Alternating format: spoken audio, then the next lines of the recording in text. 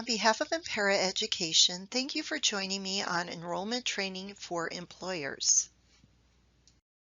Some of the key points that will be covered in enrollment training are who and why employees are reported to Impera, and the best way to enroll your employees, some helpful tips to avoid errors or having to do adjustments later, and some suggestions for multiple enrollments at a time. Sometimes we're asked who all should be enrolled in ERIC, and the answer to that question is everyone. The Montana Code Annotated does state that the board shall prescribe by rule the procedure for submitting employer reports. The reports must include data about the member and non-member employees who work for the employer. So that is why you have to enroll teachers and optional members into the ERIC system. If you only enroll employees in the ERIC system, you may be asking, why is there so much to know about enrollments? That is because not enrolling in the most efficient manner could impact reporting payroll and create delays in that process. So you might be asking, what is the best practice for enrolling? First, you will check the new hire eligibility feature, and I will show you how to do that here in just a bit. And then for employers that have CSV file upload capability, which is very much like an Excel file that is provided through your software vendor, you would just enroll within that file, or you can enroll directly in ERIC. We have a feature in ERIC that will allow our employers to check the status of a new hire to see if they already have an account with Impera. By screening your new hire ahead of time, it can help avoid potential adjustments later. For example, say you hired an employee in an optional membership position, and that person already has PERS contributions on account. You would now know you have to enroll them as a PERS member, and you would now know that you have to take contributions out of their paycheck, so this could help avoid problems later. So let's start by going to our home screen in ERIC. If you look at the left side of your panel at the very bottom, there's the new hire eligibility feature. This feature will help identify if the employee you have hired is a retired member in one of our systems or a member of one of our systems with an active or inactive account. Start by entering the employee's Social Security number and the date of birth, then click Search. This will scan our database to check for past accounts. In this example, the employer is going to hire John Smith as an optional member. By running this query, the employer would see that he is already a PERS member from another location, so he would be a mandatory PERS member instead. Now let's cover enrollments. If you are new to enrollments, it is a good idea to understand your reporting capabilities before you enroll. Does your agency upload a file in ERIC? Here is an example of several files uploaded by an employer. The ID represents each report. The first one has one demographic change, meaning an address or name change for an employee, and 329 payroll records. The second one shows one enrollment that was created with 28 demographic changes and 321 payroll records.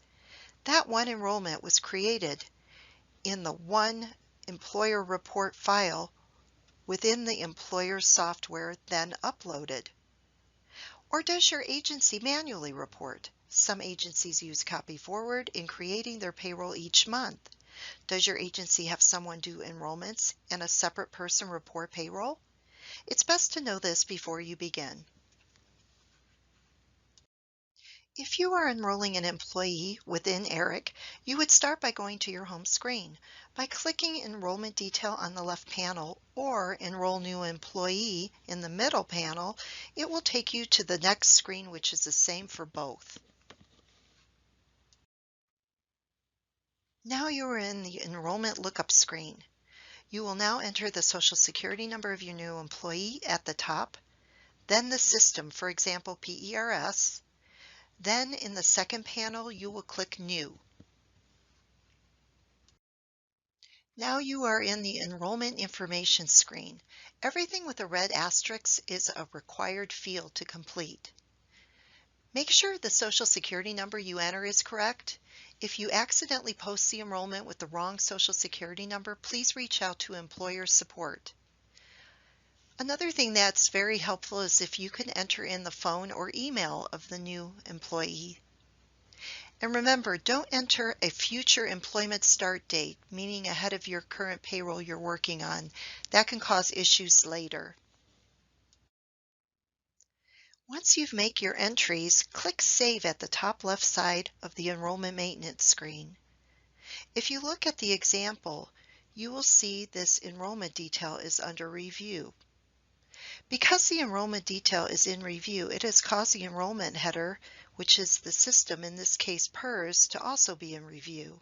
And because the header and detail is under review, it has caused the employer summary, which houses this, to in turn be in review. By scrolling to the bottom of the page and looking under the Other Details panel, go to the Errors tab. In my example by the number 2, this is the issue. The birth date is conflicting with the information we have in the system. It is also showing this person has died, and finally they have a different name. Chances are I entered the wrong Social Security number that belonged to another person in our system. Once your information is valid after saving it, you will see the Post button. Posting completes the enrollment, and now that information is sent to Impera. If you forget to post, it could create issues for the payroll reporter later. When you create one enrollment manually into ERIC, it also creates a separate header, which in turn creates an entire summary report. Here is an actual example of numerous reports with only one enrollment on the same day. There is a cleaner, better way to have just one report with all your enrollments in it, so it is a bit easier to view.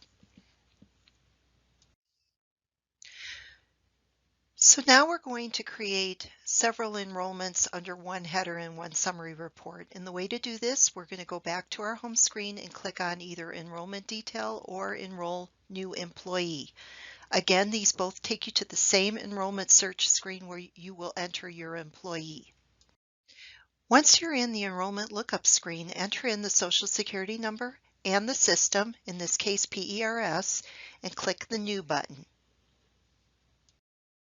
Now, again, we're in the enrollment details page where we will enter in all the information on the new employee. The difference here is because we have another employee in the same system to enroll, instead of just clicking Save and Post, you'll notice after you enter in all of the required information for the one employee, there is a Save and New button that you can use instead of the Save button. This provides a next screen for you to enter in the next person.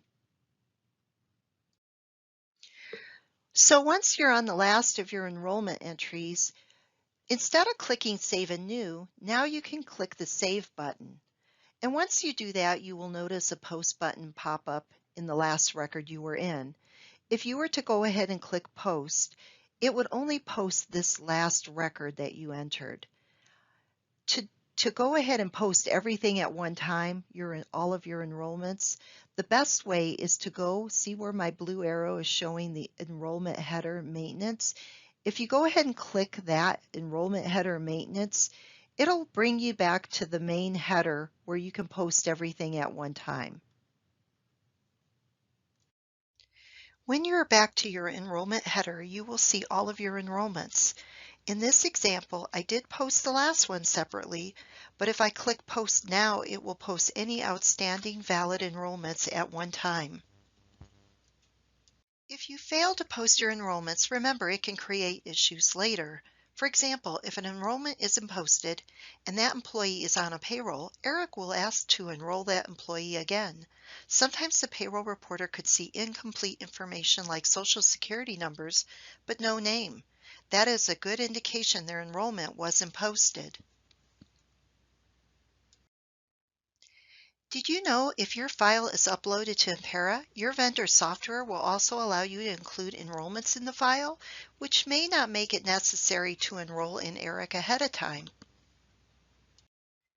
Which brings us to mass enrollments. Some of our employers may find they have to enroll a large number of employees at a time.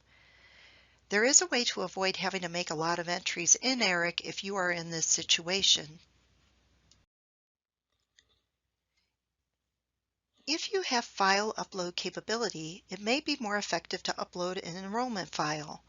My example shows at the right an actual enrollment file with 105 new hires. Contact your software vendor if you are in need of this type of file. Please remember that we are here for you with any questions that you may have about enrollments.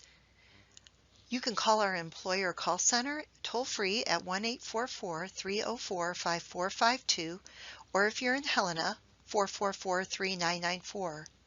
Or if you'd like to send an email, you can send it to impera@mt.gov. And on behalf of Impera, thank you for joining me.